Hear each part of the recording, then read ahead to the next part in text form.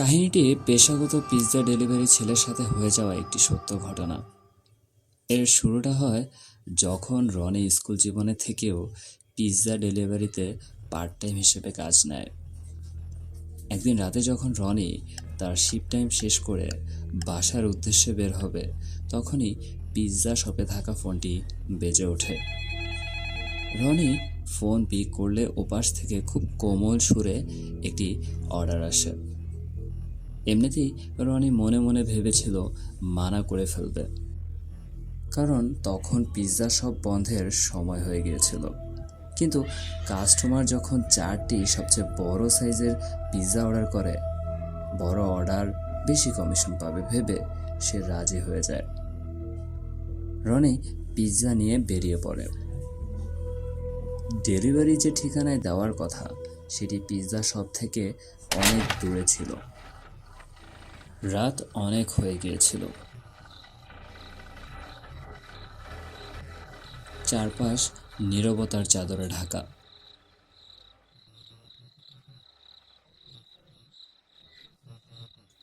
কাঁচা রাস্তা, পাশের দুপাশে জঙ্গল।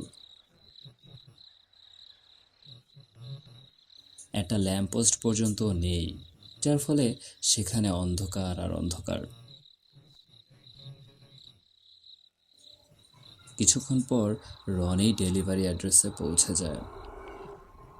রনি এমন একটি বাড়ির সামনে এসে পৌঁছায় যেটা ছিল খুবই পুরনো, অদ্ভুত ও ভয়ানক দেখতে। আশেপাশে আর কোনো বাড়িও ছিল না। এমন লাগছিল যেন বাড়িটি বহু বছর ধরে জনমানব শূন্য। বাড়িটিকে দেখে খুব ভয় পেয়ে যায় রনি, তাই সাথে সাথে সে তার ম্যানেজারকে ফোন দিয়ে পুরো সিচুয়েশনটা এক্সপ্লেন করতে চেয়েছিল, কিন্তু তার ম্যানেজার ফোনই ধরেনি।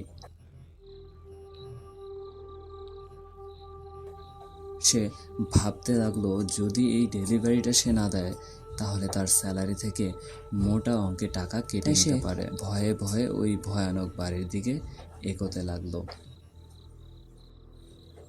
যখনই সে বাড়ির দিকে আগায়, হঠাৎই বাড়িটির একটি ঘরের লাইট জ্বলে ওঠে। রনির যেন একটু প্রাণ ফিরে পায়। কলিং বেল দিয়ে একটু জোরেই বলল, পিৎজা ডেলিভারি।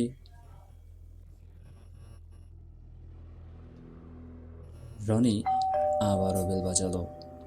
ভেতর থেকে কারো হাঁটার শব্দ অনুভব করা গেল, কিন্তু কেউই দরজা খোলেনি।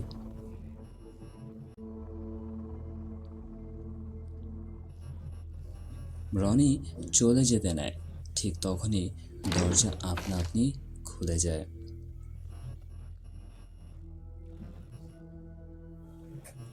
রনি একটু ভয় পেয়ে পেয়েই ভিতরে প্রবেশ করে। ভিতরে শুধুমাত্র একটি ডিম লাইট জ্বলছিল। ঘরের কোনো কোণে কাউকে দেখা যায়নি।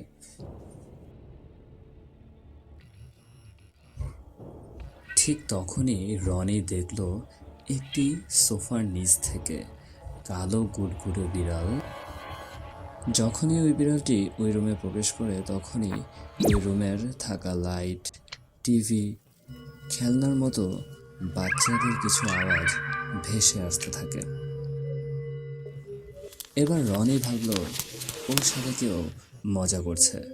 ও রেগে মেগে ওই রুমের দিকে এগোতে থাকে।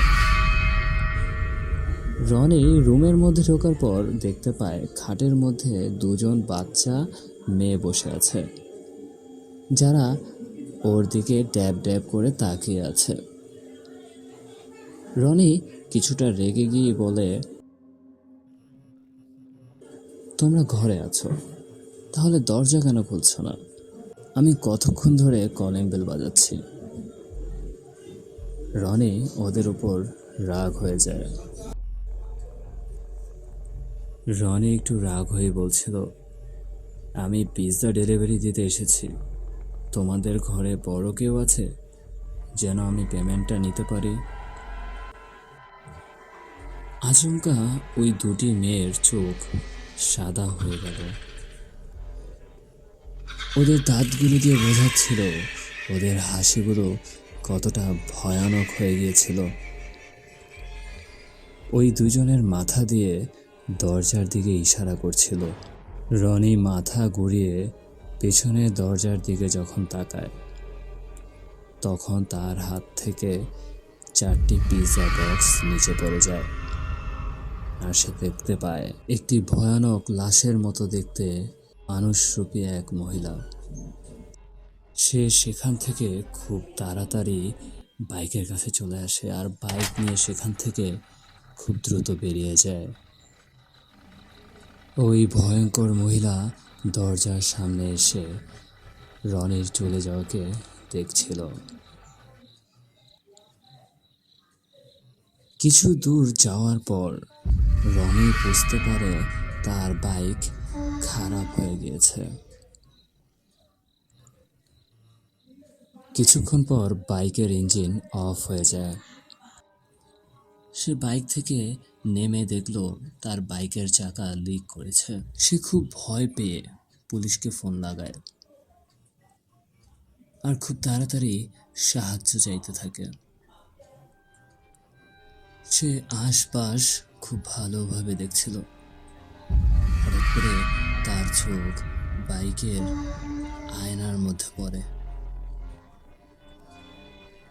যেটা দেখার পর রনির পায়ের নিচের মাটি সরে যায়। খুব ধীরে ধীরে রনির দিকে তারা এগোতে থাকে। রনি বাইক ওইখানে ফেলে দৌড়াতে থাকে। জঙ্গলের মধ্য দিয়ে সে এলো পাথারি দৌড়াতে থাকে। কিছুক্ষণ পর দূর থেকে পুলিশ সাইরেনের আওয়াজ আসতে থাকে।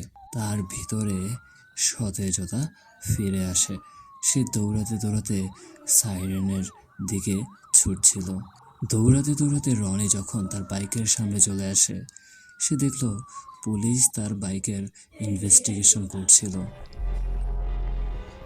রনি এতক্ষণ ঘটে যাওয়া পুরো ঘটনা পুলিশদেরকে বলতে থাকে। তারপর পুলিশ সঙ্গে করে নিয়ে ওই বাড়ির সামনে গিয়ে দাঁড়ায়। পুলিশ বাড়িটির ভিতরে ঢুকে পুরো ঘর তল্লাশি করতে থাকে। শুধুমাত্র ওই বিড়ালটি ছাড়া আর কিছুই তারা দেখতে পায়নি সেখানে। পুলিশ ইনভেস্টিগেশনের পর রনি জানতে পারে এই বাড়িটি 3 বছর ধরে পরিত্যক্ত হয়ে পড়ে আছে।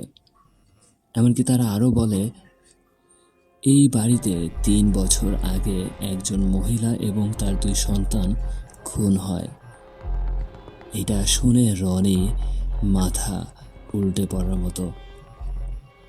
রনি ভাবতে থাকে কাল রাতে তাহলে সে যাদেরকে দেখেছে তারা তাহলে আত্মা ছিল, এখনো ওই ঘরে তারা বন্দী হয়ে আছে।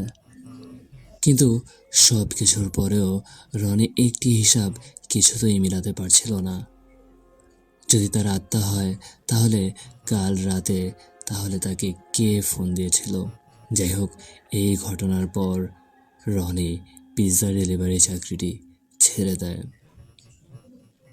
এই ছিল আজকের ঘটনা। তোমাদের ভালো লাগলে অবশ্যই ভিডিওটি লাইক করবে আর আমার চ্যানেলটি সাবস্ক্রাইব করে রাখবে। আল্লাহ হাফেজ, সবাই সুস্থ থাকবেন।